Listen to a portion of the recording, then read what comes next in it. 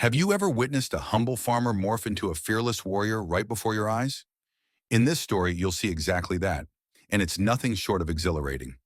Imagine a quiet farm in Montana where life moves at a leisurely pace until one night a brazen group of criminals tries to set everything ablaze. Little did they know, the farmer they targeted once served as an elite sniper in special forces, and he's about to remind them that even the most unassuming land can become a fierce battleground. If you're curious how one man and his community turned the tables on a powerful cartel, stick around. You won't believe how it all ends. Before we dive in, don't forget to subscribe to Farmer Story, where we share gripping tales of resilience, courage, and the unbreakable spirit found in everyday people. Join our growing family of story lovers and never miss a chance to be inspired. Stick with us. This is only the beginning. High in the rugged foothills of western Montana, a solitary figure named Ray Maxwell walked the perimeter of his 20-acre farm. At 57, Ray's face bore the etched lines of a man who had spent a lifetime wrestling with challenge after challenge, both on foreign soil and in the quiet sanctity of rural America. His hair was flecked with gray, his eyes steady and keen, like those of a hawk scanning the horizon for small movements in the grass. These eyes, once the hidden asset of the most elite Special Forces unit in the Army, now turned to more peaceful concerns: corn, chickens, water flow, and daily chores. But though Ray had chosen to live out his days as a farmer, he had not forgotten the hard lessons that made him who he was. A memory of distant battles still clung to him, invisible but unbreakable, like the smell of gun oil on a well-used rifle. Alongside him padded Brutus, his enormous German shepherd, the only companion from his past life that Ray would speak of openly. Trained in military tactics, Brutus was more partner than pet, a vigilant sentinel who shared Ray's cautious disposition. Together they had made this patch of land a sanctuary, a space that allowed Ray to shed the old camouflage and settle into a quieter rhythm. Yet he never let the routine lull him into complacency. Every day he made a full circuit, checking the boundaries, scanning for anything amiss. Some days he'd catch a neighbor's stray cow nudging at the fence. Other days, only the caw of ravens overhead told him that life was carrying on as it should. Montana's autumn air carried a slight bite that morning, the promise of an early winter drifting on the wind. Golden fields blended seamlessly with deep pine forests that stretched into mountainous terrain beyond. The old barn Ray had built by hand sat strong and solid near the southeast corner of his property. It sheltered farm equipment and feed, but it also held carefully hidden compartments stocked with remnants of Ray's past: tactical gear, firearms, and enough ammunition to remind him that some habits formed in war never fade entirely. Despite Ray's guarded ways, the locals viewed him as a kind of folk hero, or at least a friendly face at the weekend market selling organic produce that often outperformed that of many bigger operations around the county. Neighboring families would occasionally comment on how Ray's tomatoes always seemed a little bigger, his corn a bit sweeter. He chalked it up to hard work and good soil, though inwardly he knew that his training, attention to detail, discipline, endurance, bled into every row he planted. The result was a farm that thrived. He would have been content if life had remained that simple. But over the past few weeks, Ray had observed a pattern that reminded him too much of the old days. On more than one occasion, a dark SUV with tinted windows crawled down the gravel road alongside his property, pausing ever so slightly as if to stake out the land. The men inside never ventured out or exchanged words with him. They simply took in the surroundings and then rolled on. Rumors from the local feed store indicated an expanding threat. A cartel known as Las Manadas had begun purchasing or coercing ownership of remote properties throughout the region to build an illicit network. It wasn't long before Sheriff Christina Vega rang him up, a concerned note in her voice. She'd heard about suspicious incidents at a few nearby ranches: barns mysteriously torched, livestock stolen, farmers intimidated into selling for a fraction of their land's worth. It was classic strong-arm tactics, but more brutal. Ray responded calmly, acknowledging that he'd keep an eye out. He didn't want trouble, but he knew exactly how to handle it if trouble sought him. That evening, while Ray was finishing the final livestock checks, Brutus startled and ran toward the western edge of the property. The dog's sudden posture, ears forward, lips curled, was warning enough. Ray crouched behind a stack of hay bales, scanning the tree line through the dim evening light. At first he heard nothing but the usual nocturnal chorus of crickets and a distant owl. Then he caught the faint crunch of twigs and the rustle of boots on pine needles. Someone was out there creeping in, wearing the darkness like a shroud.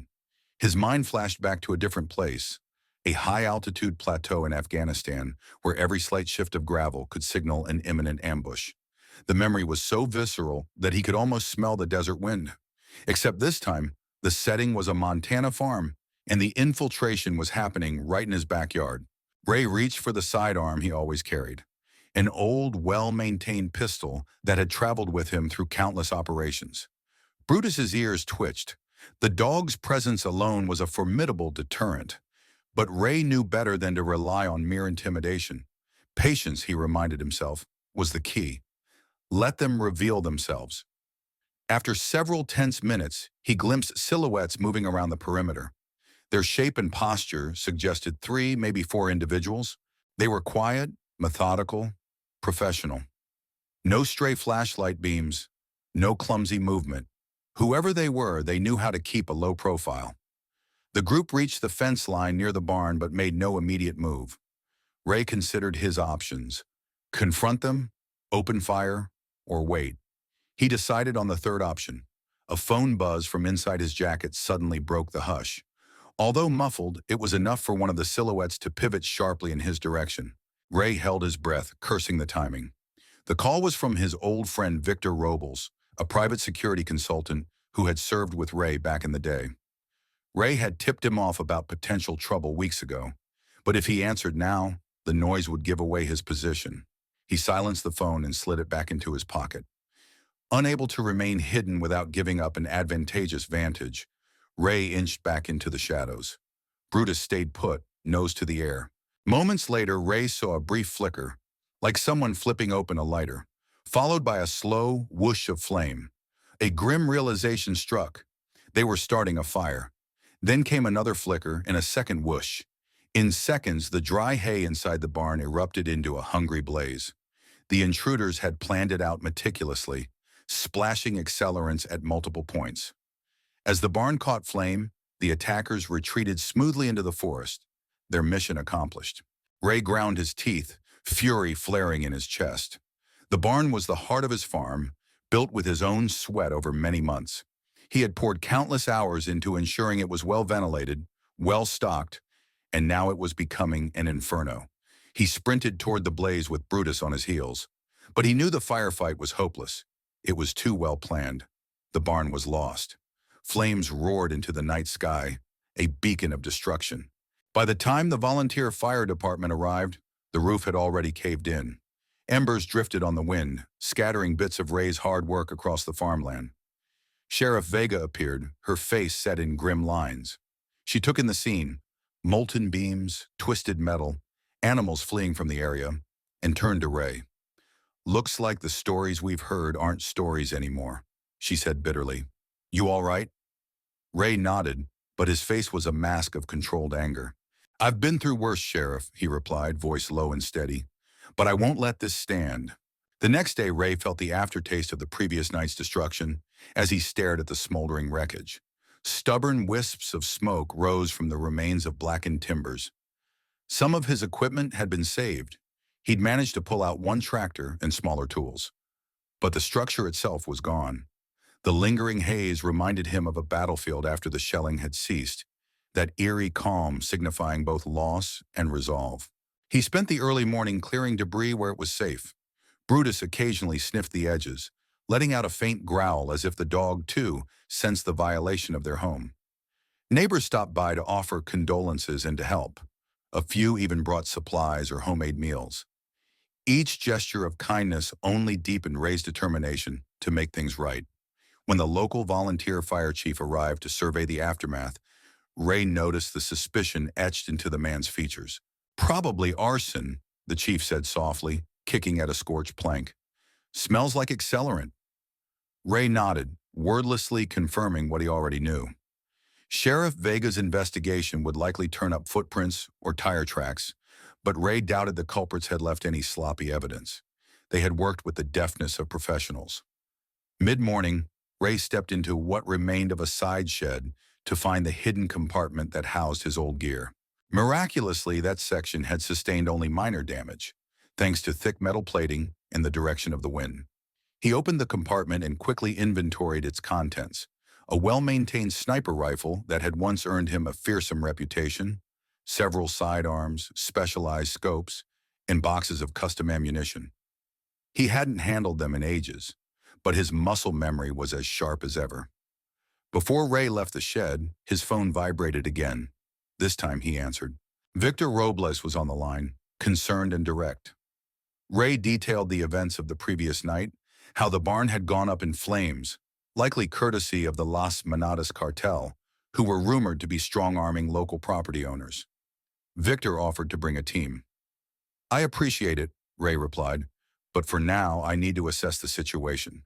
I'll let you know if I need the cavalry. Next he rang Enrique Suarez, a longtime friend and former teammate who now worked with the DEA. If anyone had intel on Las Manadas, it was Enrique. He didn't disappoint. They've been expanding operations beyond Idaho, Enrique explained. They're searching for routes in less patrolled regions. Montana's rural sprawl is a perfect network corridor. The man you might be dealing with is Diego Mendez, ex-Mexican Special Forces, known for stepping up cartel efficiency. Arson is just one of his tactics, intimidation without immediate mass violence until necessary. Ray let the name sink in. Diego Mendez, a professional who understood how to strike fear before pressing the advantage. If Mendez thought Ray was just some easygoing farmer, well, he was in for a rude awakening. Still, Ray knew better than to rush in blindly. He needed more intelligence, better understanding of Mendez's local network, and support from the neighbors who had as much stake in this fight as he did. In the afternoon, Ray called a few trusted folks in the area. Gail Summers, who'd served as a medic in the Army, John Talbot, an ex-Marine, and Oscar and Fiona Weller, a couple who both had backgrounds in logistics with the National Guard.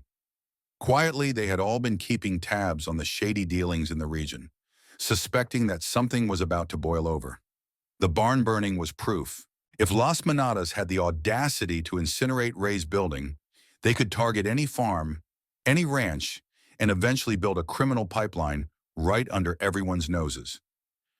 Gail was the first to arrive at Ray's farm. She stepped out of her pickup truck and whistled low at the wreckage. "You sure you're okay?" she asked, her concern genuine. "I'm managing," Ray replied, "but we need a plan. This won't stop with just one fire." Within an hour, the rest assembled around Ray's kitchen table, which now served as an impromptu war room. Brutus lay by the door, silent but vigilant. Gail spread out a large county map, marking potential infiltration routes and spots that had recently been purchased by suspicious shell companies.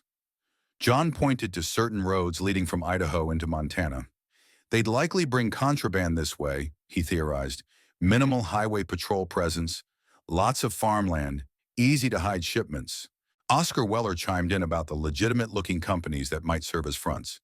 Fiona added that they'd seen black SUVs similar to the ones Ray described, cruising slowly by farms at night. A pattern was emerging. Meanwhile, Ray recalled his own training. How to organize defenses around a perimeter, how to coordinate angles of fire, how to set traps without risking innocent lives. "We have to approach this methodically," he said to the group. "They already took out my barn. Next, they'll try to intimidate other folks into selling.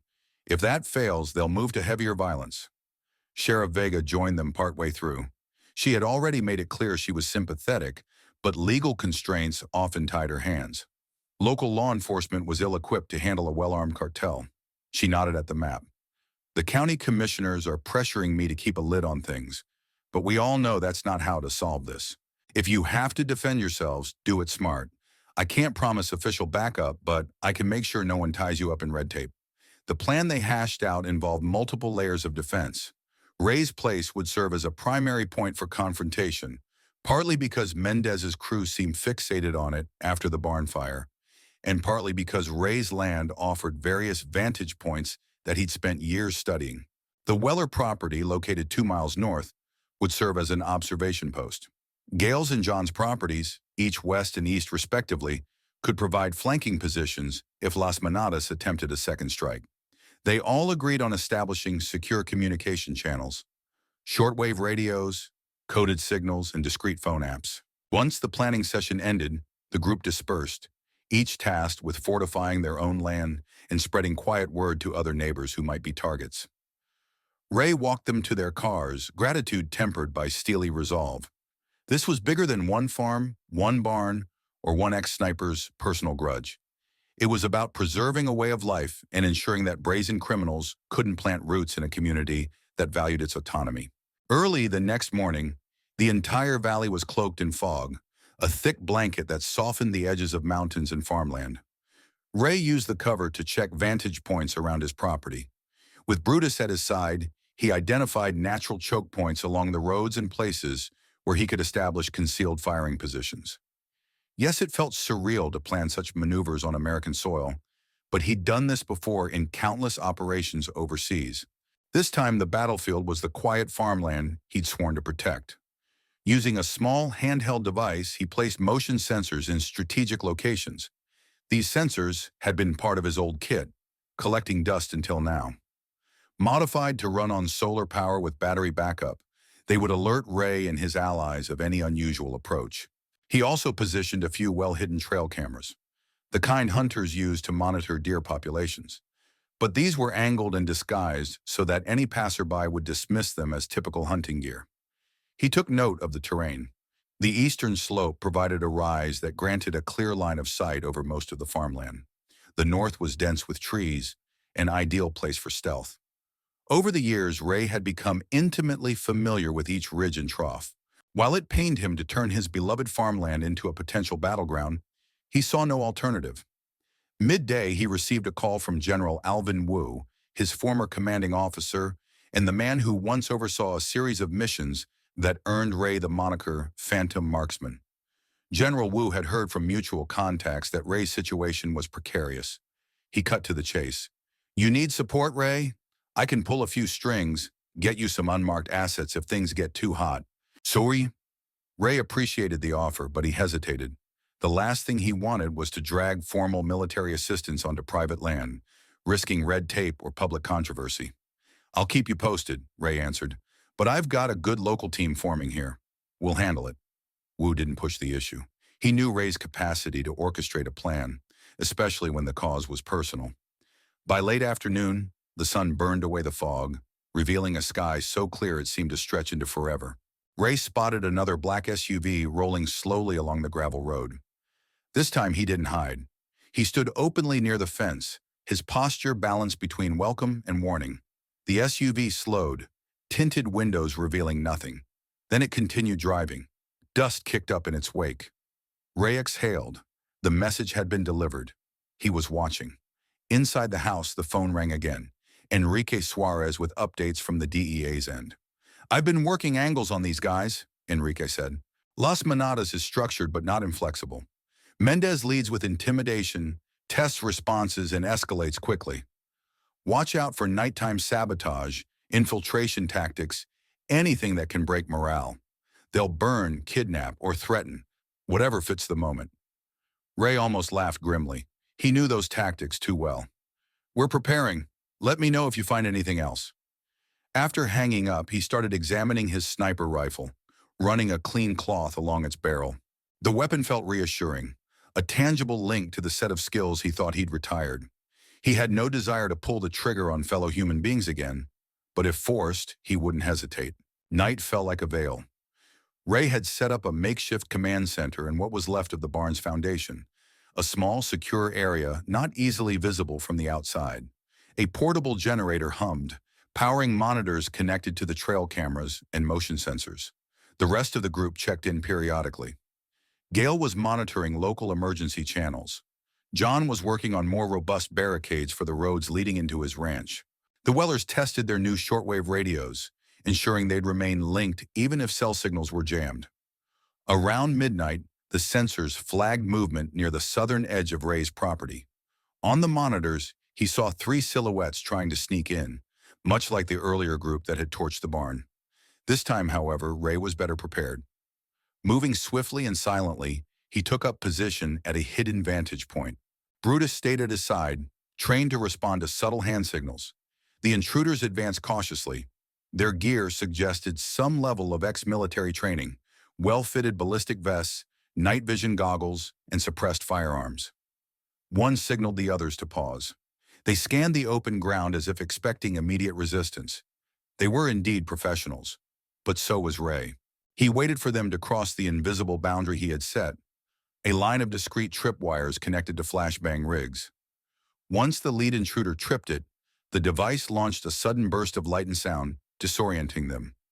In that split second of chaos, Ray aimed and fired a warning shot that struck the dirt near the men's feet. He wanted to show them that they were pinned down without necessarily killing them on sight. The intruders dove behind a low embankment. One frantically motioned for the others to regroup. Ray keyed his radio. "John, do you see them?" he whispered. A crackle returned. "Got eyes from the east. Should I engage?" Ray hesitated. He didn't want to escalate unless necessary. "Hold, let's see if they retreat." But the intruders regrouped and fired a few rounds blindly in Ray's general direction, muzzle flashes sparking in the darkness. Bullets whizzed past, tearing into wooden posts. Ray took a measured breath, exhaled, and sent a single shot through the night. It punched into the bank just centimeters from one attacker's torso. The man jolted back, and Ray could almost sense the fear crossing their minds. "We're dealing with a sniper." After a tense few seconds, the group began a hasty withdrawal, covering each other as they fled back over the fence. Ray didn't pursue. Let them go and report back, he thought. Let them tell their boss that this farmland wasn't an easy conquest. By the time dawn began to lighten the horizon, Ray had checked the perimeter for damage. Only a few bullet holes in fence posts. No casualties on either side. He realized this was just the opening skirmish. Diego Mendez and his crew wouldn't simply walk away. They'd recalibrate, come back in force, or try a subtler approach. But Ray had sent a message. The quiet homesteader they'd expected had teeth, and he wasn't afraid to use them. News of the nighttime skirmish spread quickly among the farms that had allied themselves in recent days.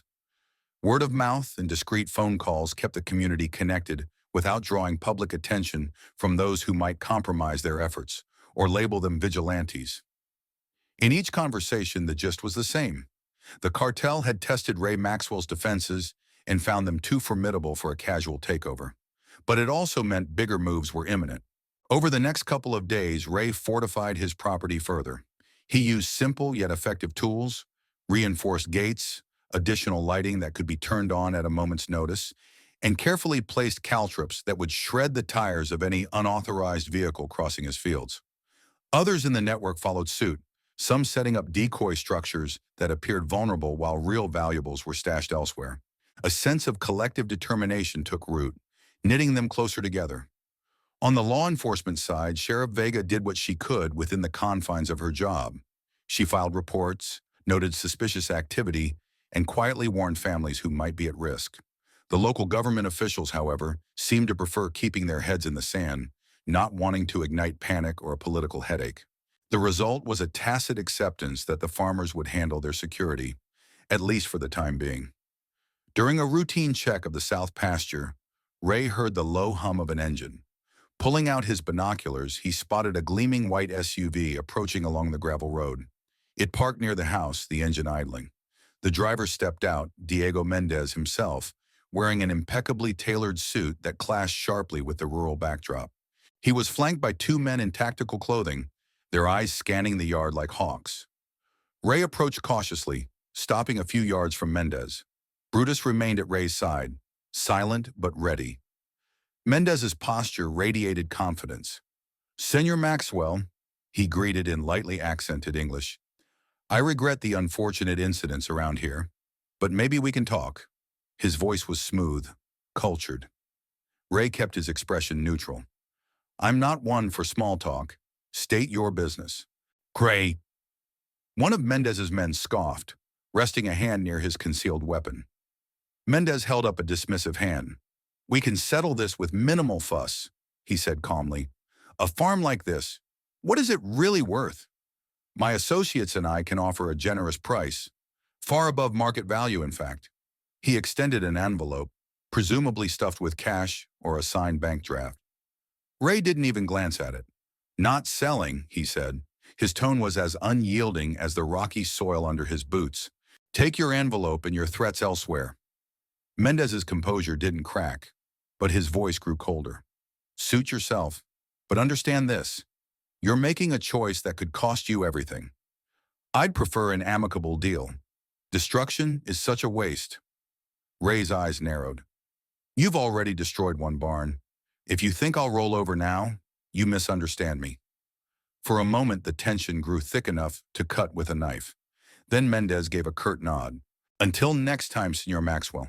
He flicked his gaze to Brutus. And do keep that dog under control. With that, he turned and climbed back into the SUV, which rumbled away in a swirl of dust. Shortly after Mendez's departure, Ray convened a strategy meeting with the neighbors who formed the backbone of their ad hoc defense alliance. They gathered in the Weller family's spacious barn, the one that served as a vantage point for the northern road. Fiona Weller had pinned a detailed county map to the wall, marking the location of recent suspicious sightings with colored pushpins. John Talbot tapped the map. So Mendez made the generous offer move, huh? Classic. They'll next try to isolate you, Ray, maybe by scaring away your supporters. Ray nodded. And that means we have to stick close to one another. None of us can handle them alone, but together we stand a chance. They discussed how to enhance security for each property, an expanded version of the perimeter system Ray had set up. The plan was to create overlapping fields of surveillance and, if necessary, lines of fire. They also considered non-lethal measures, such as flashbang traps and sonic alarms, to disorient intruders.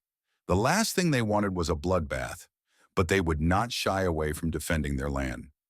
Sheriff Vega joined them, quietly stepping in while John was explaining a new drone system he'd acquired.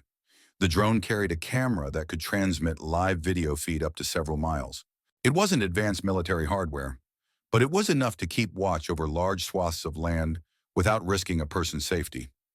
Vega offered a faint smile. I'm supposed to be telling you all to stand down and let the authorities handle this. But we both know the legal system moves too slowly to stop Mendez's aggression. Just be careful. Ray assured her that their aim was deterrence, not vigilantism. If the cartel escalated to lethal force, the group would respond accordingly, but only to protect themselves and their neighbors. Vega seemed to accept that, then returned to the station to file another round of official notices about unidentified trespassers. As the meeting wrapped up, they agreed on a system of coded text messages to quickly signal if an attack was in progress. Each farm would also have designated safe zones, areas where family members could hide if things turned ugly. Though many in these families were ex-military, there were also children, grandparents, and others who simply wanted to live a peaceful life without gunfire echoing through the hills. At dusk, Ray returned to his property. He stood at the edge of the burned barn's remains, mentally reviewing the new security measures.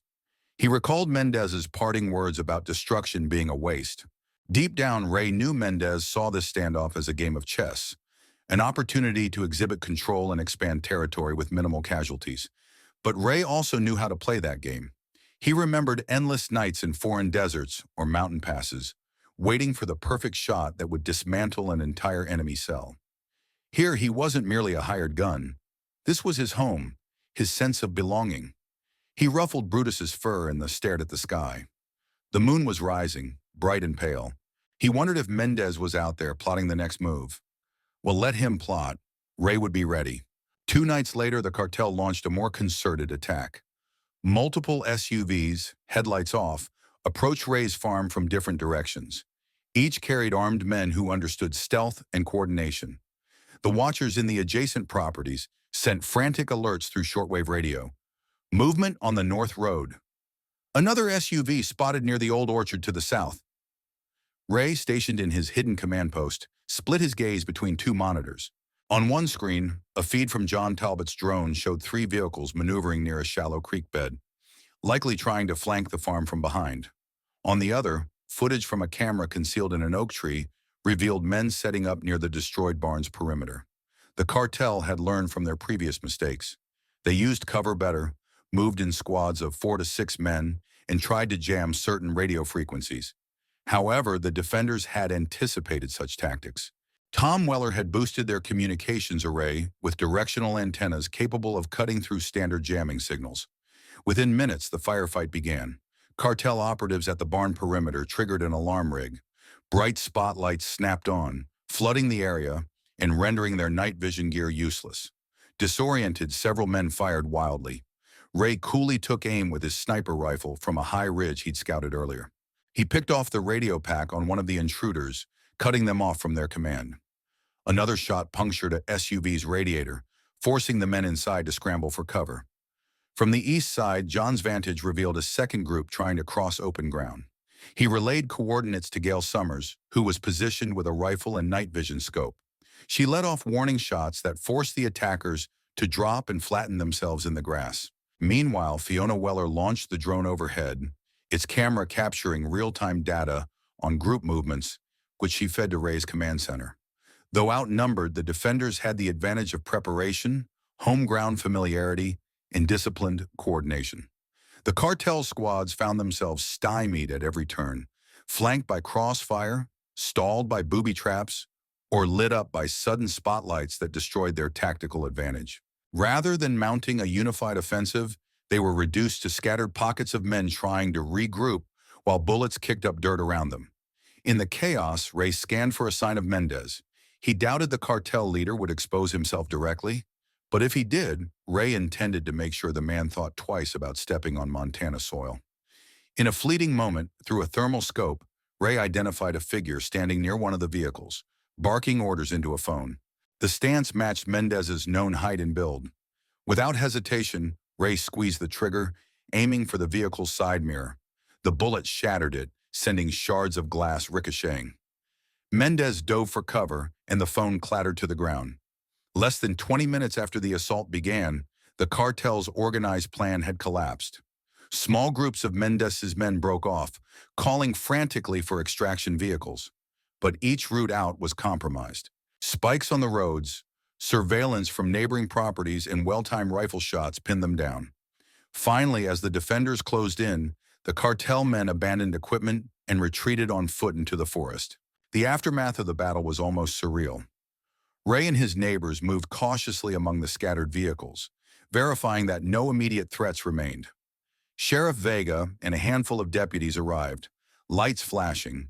They found bullet-riddled SUVs, weapons discarded in haste, and a handful of wounded cartel operatives who had been left behind, groaning under the glare of the cruiser headlights. Vega took statements from the defenders, but there was no question who had initiated the attack.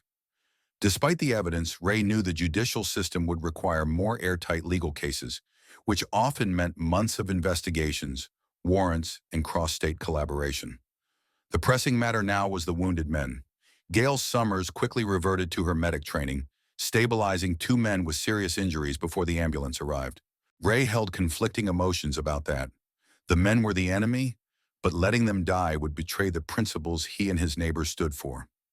DEA agent Enrique Suarez showed up not long after, stepping out of an unmarked sedan. He and Vega conferred briefly over the detainees. Though battered and disoriented, the captured men clammed up, unwilling to provide information on Mendez or their larger network. Ray suspected they had strict orders. No squealing under any circumstances. As dawn approached, the reality set in. Victory belonged to the locals that night, but the war wasn't over. Now the cartel would likely escalate. Mendez wouldn't accept humiliation without a lethal response. Ray braced himself for the next phase. Within hours, local media picked up the story of a violent farm invasion, though details were scant. Many in the valley, roused by the commotion, came to see the aftermath. Some expressed awe that a small cluster of farmers and ranchers could repel a force of seasoned criminals. Others worried about reprisal, their eyes darting nervously to the horizon as if expecting men in black SUVs to reappear. Ray convened a brief meeting with the core group, John, Gail, the Wellers, and a few other trusted neighbors. "We won't chase them down," Ray said firmly. "We protect our land, our people. If they come again, we repeat the strategy. Stay defensive, keep communication lines open, and hold strong." But inside, Ray felt a growing urgency. The cartel had shown they were willing to engage in open combat. What if they started targeting families, or unleashed sabotage that didn't rely on direct confrontation, poisoning water supplies or setting more fires? They needed to anticipate every trick. He pulled Enrique aside. You said Mendez was a professional with ex-military training. He'll regroup, maybe bring in heavier weapons, or try infiltration again. Any suggestions? Enrique pursed his lips. Mendez was known for psychological warfare back when he was with certain special forces in Mexico. He won't just outmuscle you. He'll try to fracture your alliances from within, or strike your morale in ways you don't expect. Keep everyone tight. The moment your group shows internal doubt or conflict, he'll exploit it. Ray pondered those words, remembering how vital unity had been in the fields of Afghanistan, how a single doubt could derail an entire operation. We'll hold together, he said. We have to. Over the next week, the valley teetered on a knife's edge. Sheriff Vega discreetly beefed up patrols, but her resources were limited. The local government, still reluctant to escalate matters officially, offered no additional support. Meanwhile, chatter at the feed store and the gas station hinted that some families were considering selling out and moving, fearful they'd be the next targets of violence. Ray couldn't blame them for feeling that way. To counter Mendez's potential psychological gambits, the farmers bolstered their sense of community. They organized potlucks at the local church, encouraged neighbors to attend self-defense workshops, and formed committees to check on the elderly or those living in more remote stretches. Ray felt a swell of pride seeing ranchers, teachers, local shop owners, and even teenagers step up to build a network of watchfulness. It reminded him of how, in war zones, civilians would sometimes rally around a common cause, forging bonds stronger than any uniform or rank. But Ray also noticed a subtle tension creeping in. Whispers circulated about whether they should rely so heavily on vigilante tactics. Some believed the stand against the cartel might only provoke deadlier reprisals. Others trusted Ray's judgment, knowing his background. Most recognized that waiting passively could lead to being overrun. Still, the seeds of doubt were precisely what Mendez wanted. One evening, after a long day of fence repairs and reorganizing equipment, Ray sat on his porch with Brutus at his feet. He watched the sun dip below the mountains, bathing the horizon in a swirl of pink and orange. In that peaceful moment, he could almost forget there were criminals plotting in the darkness. Then his phone buzzed. Another update from Enrique. The DEA had intercepted communications suggesting that Mendez was planning a major push soon. The details were vague, but it involved out-of-state reinforcements, maybe a large convoy. Ray's stomach nodded. If that was true, they could face an unprecedented assault. The small, well-armed squads they'd been dealing with might suddenly look like a mere scouting party. He immediately called a community meeting for the next night. At that gathering, he laid out the intel. Mendez might be rallying a big strike team to retake control. Gale's face went pale. How are we supposed to handle larger numbers? John rubbed his jaw. We fortify further. Better coordinated watch rotations. More fallback positions. Tom Weller mentioned possibly contacting national militias, but Ray shut that down, not wanting unauthorized militants swarming the valley and turning it into a war zone. Instead, they decided to refine their current approach. Advanced warning systems, layered defenses, and a concerted evacuation plan for non-combatants. Our advantage is we know the land, Ray reminded them. We can channel them, divide them, and pick them off if needed, but hopefully they'll see it's too costly to push further. All agreed to brace themselves. Some boarded up windows, stashed valuables, or moved livestock to safer locations. The overall mood was a strange blend of determination and dread, like farmers anticipating a raging storm on the horizon, except the storm carried guns, bulletproof vests, and an iron will to dominate the territory. The warnings turned real on a clear, star-filled night when watchers along the main routes spotted an incoming convoy. At least 6 SUVs, possibly more in the distance, rolling in tight formation with their headlights dark. The watchers relayed a coded message, Black Moon, across shortwave radios and encrypted phones. That was the signal for every prepared household to lock down and ready for conflict. Ray was back in his command post, armed with a new set of monitors that displayed live drone feeds and sensor data from across the valley. The tension was palpable. Children were huddled in basements, older folks sheltered at the local church, and the physically able stood at their property lines, firearms in hand, hearts pounding. Within minutes, the convoy split into 2 groups. The first moved along the northern approach near the Weller property. The second angled south, closer to Gale's homestead. This was an organized pincer movement aiming to corner Ray's farm from two sides, but the defenders had predicted such a maneuver and adapted accordingly. Fiona Weller launched the drone high enough to avoid detection, while Tom relayed the coordinates of the northern convoy. John Talbot was stationed on a hill to provide sniper cover. His first shot disabled the lead SUV's engine, stopping it dead in its tracks.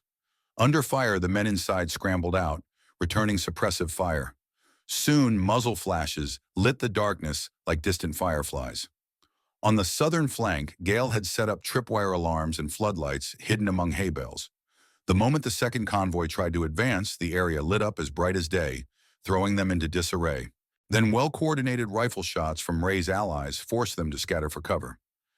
Ray himself was in a concealed spot overlooking a broad stretch of field.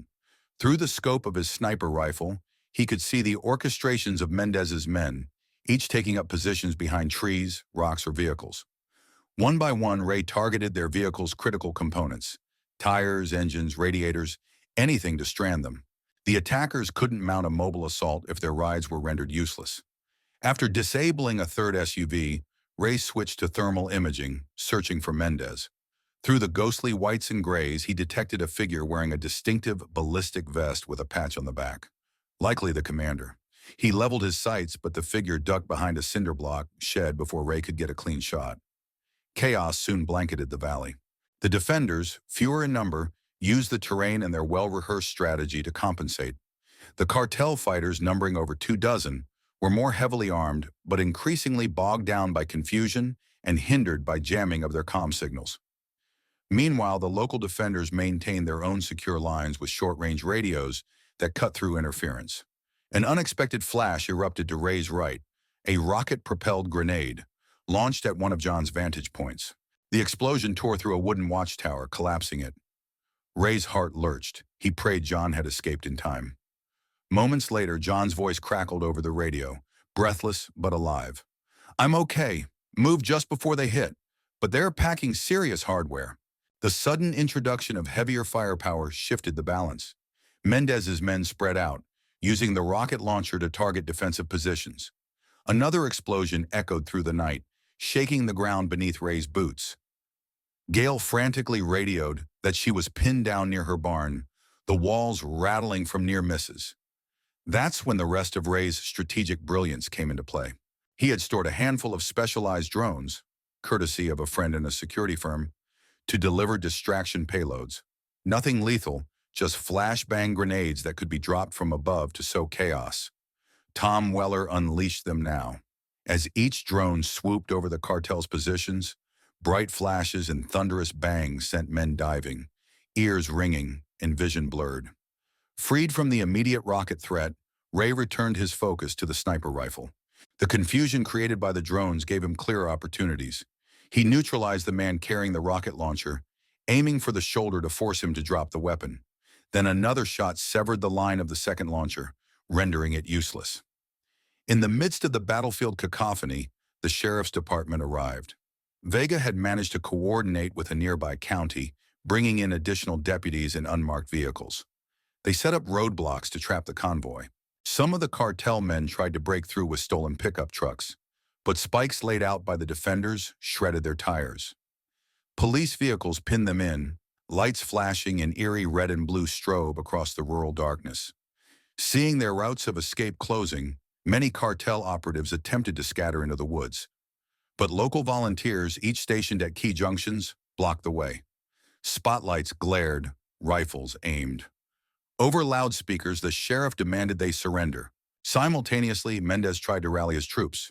He barked orders in Spanish, calling for a final push. Through his scope, Ray watched Mendez pace beside a half-disabled SUV, phone in hand, probably yelling for more backup. Another flashbang drone soared overhead, dropping its payload. Mendez ducked, covering his head. Ray seized the moment and fired. The bullet pierced the SUV's door, inches from Mendez's leg. It was another warning, a sign that continuing would only cost him dearly. At last, the cartel squads realized they were outmaneuvered. One by one, they began surrendering, laying down arms when confronted by the combined presence of armed locals and the sheriff's deputies. While some fled into the wilderness, The core group was pinned with no path forward or back. The once arrogant infiltration had turned into a fiasco. When it was over, the sun was just creeping over the eastern horizon. Smoke drifted from a few smoldering vehicles, the air thick with the acrid stench of cordite. Casualties, surprisingly, were minimal, mostly injuries on the cartel side, with a handful of defenders nursing wounds from debris and stray bullets. Ray and the others moved wearily among the arrested or wounded cartel fighters, ensuring no further threat lingered. Brutus padded through the debris, occasionally sniffing at an abandoned rifle. In the muted light of dawn, Sheriff Vega walked up to Ray. "We've got enough evidence here to put away a chunk of Las Manadas, at least the cell operating in these parts," she said with cautious optimism. Ray nodded, exhaustion evident in his eyes. "What about Mendez?" She shook her head. "He slipped away in the chaos, but with so many of his men captured or injured, we can hope this sets him back." The days that followed brought a strange calm over the valley. The immediate threat had receded, but a shadow lingered.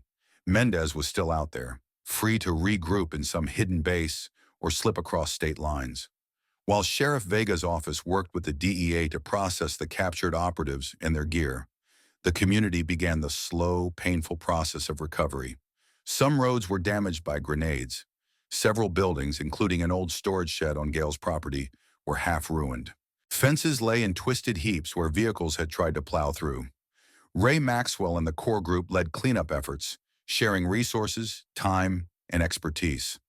Volunteers arrived from neighboring counties, offering machinery to clear debris and help rebuild. Even with the fear still looming, the display of solidarity reminded everyone why it was worth fighting for this land. During a break from hauling burned timbers, John Talbot turned to Ray. "I think we made a real statement here.